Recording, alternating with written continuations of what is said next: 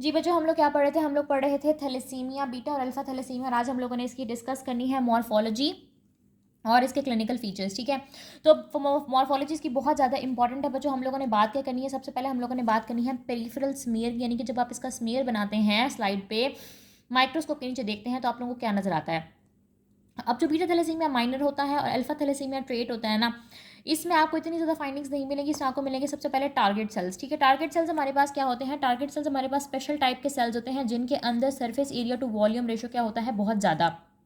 Surface area to volume ratio ज़्यादा होने की वजह से जो साइटोप्लाज्म होता है ना इसका, वो कलेक्ट हो जाता है ऐसे सेंट्रली। ठीक है, जैसे ये आरबीसी है ना, इसका साइटोप्लाज्म यहाँ सारा कलेक्ट हो जाएगा ऐसे सेंट्रल पडल में कलेक्ट हो जाएगा। इसके अलावा आपको जो आरबीसीज नजर आएंगे वो आपको माइक्रोसिटिक और हाइपोक्रोमिक नजर आएंगे। हम पहले ही बात कर चुके हैं कि थैलेसीमिया हमारे पास क्या होता है? माइक्रोसिटिक हाइपोक्रोमिक एनीमिया होता है।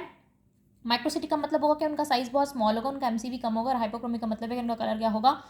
डल होगा, कम होगा, उनका एमसीएच भी कम होगा। अब ये थी beta thalassaemia minor, alpha thalassaemia trait के अंदर यानी कि टारगेट सेल्स और माइक्रोसिटिक हाइपोक्रोमिक आरबीसी, ये दो चीज़ें नजर आएंगी। फिर आते हैं हमारे पास बीटा थैलेसीमिया मेजर के ऊपर, ये ज़्यादा इंपॉर्टेंट है। बीटा थैलेसीमिया मेजर के अंदर आपको 4-5 चीज़ें नजर आएंगी। क्या क्या? सबसे पहले तो वही माइक्रोसिटिक हाइपोक्रोमिक आरबीसीज नजर आएंगे। आरबीसीज आपको कैसे नजर आएंगे? स्मॉल भी होंगे, उनका एमसी भी कम होगा, और उनका कलर डल होगा, यानी कि वो हाइपोक्रोमिक होंगे। इसके अलावा आपको नजर आता है पॉइकिलोसाइटोसिस और एनाइसोसाइटोसिस। अब पॉइकिलोसाइटोसिस का क्या मतलब होता है? कि उनका जो शेप होगी ना उसके अंदर क्या होगी? वेरिएशन होगी। ठीक है, शेप के अंदर उनकी क्या होगी? वेरिएशन होगी। और एनाइसोसाइटोसिस का मतलब है कि उनके साइज के अंदर भी वेरिएशन होगी। ठीक है, पॉइकिलोसाइटोसिस और एनाइसोसाइटोसिस। नेक्स्ट हमारे पास आ जाता है नॉर्मोब्लास्ट। नॉर्मोब्लास्ट का क्या मतलब होता है? नॉर्मोब्लास्ट का मतलब होता है कि आपको न्यूक्लिएटेड आरबीसीज नजर आएंगे। अब नॉर्मली हमें पता है कि क्या होता है कि आरबीसीज हमारे पास न्यूक्लिएटेड नहीं होते, उसके अंदर न्यूक्लियस नहीं होती, लेकिन इस कंडीशन में आपको नॉर्मोब्लास्ट मिलेंगे। नेक्स्ट आ जाता है हमारे पास बीटा थैलेसीमिया इंटरमीडिया और एचबीएच डिजीज। इसके अंदर जो होती है वो इंटरमीडिएट फाइंडिंग्स होती है। इंटरमीडिएट नाम से पता चलेंगे कि इन दोनों जैसी फाइंडिंग्स हो सकती हैं। तो हमने क्या बात की है कि बीटा थैलेसीमिया माइनर के अंदर टारगेट सेल्स और microcytic hypochromic RBCs, beta thalassaemia major के अंदर microcytic hypochromic RBCs, poikilocytosis, anisocytosis और नॉर्मोब्लास्ट दिखेंगे। और बीटा थैलेसीमिया इंटरमीडिएट और एचबीएच डिजीज के अंदर इंटरमीडिएट फाइंडिंग्स होंगी। बोन मैरो के अंदर बच्चों आपको क्या नजर आएगा? बोन मैरो के अंदर जो इरेथ्रोइड प्रोजेनिटर्स होते हैं उनका हाइपरप्लेजिया नजर आएगा। ठीक है, क्योंकि जब हमारे पास बहुत ज़्यादा हिमोलिसिस और इनएफेक्टिव एरिथ्रोपोइसिस हो रही होगी तो जो आरबीसीज के पेरेंट सेल्स होंगे, जो उनके प्रिकर्सर्स होंगे, वो रैपिडली डिवाइड करेंगे। अब वो बोन के अंदर ही बोन मैरो होता है, बोन मैरो के अंदर ही ये काम चल रहा है, तो उसकी वजह से स्केलेटल डिफॉर्मिटीज़ भी आएंगी नज़र। ठीक है, इसके अलावा हमें पता है कि ये बहुत ही सिवियर टाइप का होता है। बीटा थैलेसीमिया में जो बड़े ही सिवियर टाइप का हिमोलिटिक अनीमिया होता है। आपने अपने इर्द गिर्द थैलेसीमिया के पेशेंट देखे होंगे, उनको हर महीने या इस तरह करके खून लग रहा होता है। ये बहुत सी सीरियस कंडीशन है। एक्स्ट्रा मेडलरी हिमेटोपोइसिस, यानी कि बोन मैरो के अलावा बाकी जगहों के ऊपर भी आरबीसीज की प्रोडक्शन बॉडी स्टार्ट कर देगी एज अ कंपनसेट रिस्पॉन्स। उसकी वजह से स्प्लीन के अंदर, लिवर के अंदर बनने शुरू हो जाएंगे। तो स्प्लीनोमेगैली, हिपेटोमेगैली और लिम्फ नोड्स के अंदर भी तो लिम्फ एडिनोपैथी हो जाएगी। तो स्प्लीनोमेगैली, हिपेटोमेगैली और लिम्फ एडिनोपैथी भी इसका एक फीचर होता है। ठीक है, नेक्स्ट हम लोग बात करते हैं कि सेकेंडरी आयरन ओवरलोड की। अब आपको पता है कि सेकेंडरी आयरन ओवरलोड इस कंडीशन में हो रहा होता है। इसको मैं डिटेल में ना आगे करके बताती हूँ कि ये क्यों हो रहा होता है। बस आप इतना याद रख लो कि सेकेंडरी आयरन ओवरलोड की वजह से बहुत ज़्यादा हीमोसिड्रोसिस हो रही होती है, जिसकी वजह से हार्ट के ऊपर बहुत बुरा इफेक्ट पड़ा होता है। इसको मैं आगे क्लिनिकल फीचर्स में डिटेल में डिस्कस करती हूँ। अब क्लिनिकल फीचर हमारे पास क्या होंगे? जो अल्फा और बीटा थैलेसीमिया ट्रेट होता है ना, ये तो हमने बात की थी कि पहले हम लोग बात कर चुके हैं कि ये एसिम्प्टोमेटिक होते हैं, थोड़ा बहुत जो है ना आपको माइक्रोसिटिक हाइपोक्रोमिक एनीमिया नजर आएगा। और लाइफ एक्सपेक्टेंसी जो है ना इस तरह के पेशेंट्स की नॉर्मल ही होती है। अब बीटा थैलेसीमिया मेजर की बात करते हैं। मेजर के सिम्टम आपको कब आना स्टार्ट होंगे? 5-6 महीनों तक, क्योंकि जब बच्चा पैदा होगा 5-6 महीनों के बाद इसके सिम्टम आएंगे, क्योंकि तब तक बॉडी के अंदर एचबीएफ होगा। जैसे ही एचबीएफ की सिंथेसिस कम होगी और एचबीए की सिंथेसिस बढ़ेगी, और एचबीए तो हमारे पास ख़राब होगा, एचबीए के अंदर हीमोग्लोबिन बन ही नहीं रहा होगा प्रॉपरली, तो फिर आपके पास शदीद किस्म के सिम्टम आने शुरू होंगे। ग्रोथ रिटार्डेशन होगी, बच्चा बड़ा नहीं हो रहा होगा। ठीक है, अब क्यों हो रही होती है ग्रोथ रिटार्डेशन? क्योंकि स्केलेटल एबनॉर्मेलिटीज़ आ रही होती हैं, बॉडी के अंदर खून की कमी होती है, न्यूट्रिशन की कमी हो रही होती है बच्चे को, तो growth retardation, cachexia, muscle wasting, ये चीज़ें आना स्टार्ट हो जाएंगी। और इसका ट्रीटमेंट क्या होता है कि बच्चे को बार बार खून लगाया जाता है, ब्लड ट्रांसफ्यूजन किए जाते हैं, दूसरे लोगों से खून लेके या ब्लड बैंक से खून लेके जो है ना वो खून ट्रांसफ्यूज़ किया जाता है। और इनकी लाइफ एक्सपेक्टेंसी भी बहुत कम होती है, मुश्किल से जो है ना वो 30 या 30 ईयर्स तक जो है ना वो ये जी पाते हैं। इसके अलावा आयरन ओवरलोड, जिसको सेकेंडरी हीमोसिड्रोसिस, हीमोक्रोमेटोसिस बोल रहे होते हैं। अब ये क्यों हो रहा होता है? ये इसलिए हो रहा होता है बच्चों, क्योंकि इस तरह के पेशेंट्स के अंदर जो हेप्सिडिन का लेवल होता है वो बहुत कम हो जाता है। हेप्सिडिन क्या है? हेप्सिडिन हमारे पास लिवर की सिंथेसाइज की हुई एक प्रोटीन है जो बॉडी के अंदर, ठीक है, हेप्सिडिन क्या होता है?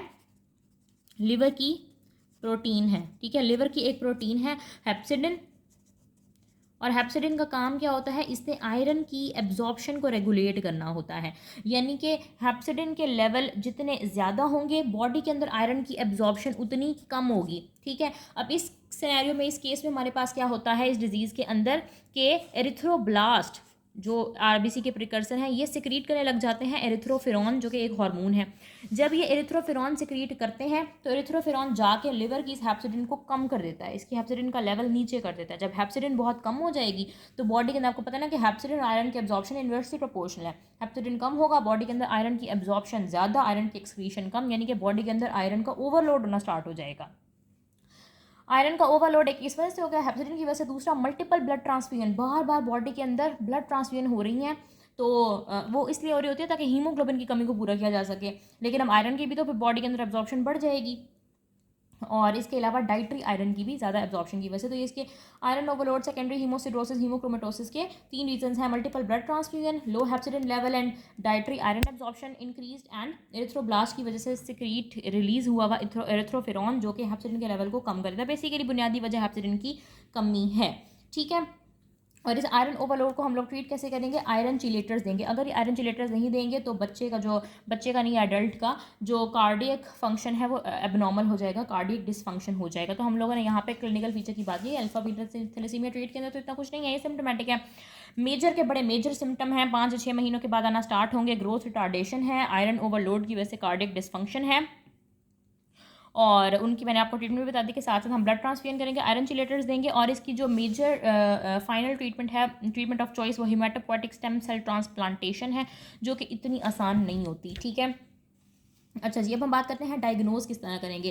पहले तो आप लोग उसको क्लिनिकली देखेंगे, पेरिफेरल स्मीयर की फाइंडिंग्स देखेंगे, ये बहुत इंपॉर्टेंट आपको आनी चाहिए। इसके अलावा जो बीटा थैलेसीमिया मेजर होता है उसको आप एक क्लिनिकली, दूसरा स्मीयर पे, तीसरा हीमोग्लोबिन इलेक्ट्रोफोरेसिस, ठीक है। जब हीमोग्लोबिन के मतलब टेस्ट कराएंगे, इलेक्ट्रोफोरेसिस कराएंगे, तो आपको हीमोग्लोबिन ए का लेवल बहुत कम मिलेगा, HbF का लेवल ज़्यादा मिलेगा, और HbA2 जो कि अल्फा 2 गैमा 2 होता है वो नॉर्मल भी मिल सकता है, रेज भी मिल सकता है, और HbA हमारे पास अल्फा 2 बीटा 2 होता है। प्रीनेटली डायग्नोज कर सकते हैं डीएनए एनालिसिस से, लेकिन ये भी इतना आसान नहीं है प्रीनेटली डायग्नोज करना। फिर बीटा थैलेसीमिया माइनर आ जाता है, इसके अंदर भी हीमोग्लोबिन इलेक्ट्रोफोरेसिस है, इसके अंदर HbA का लेवल कम है, ए का लेवल दोनों के अंदर ही कम है, और HbA2 का लेवल यहाँ पे बढ़ा हुआ होता है।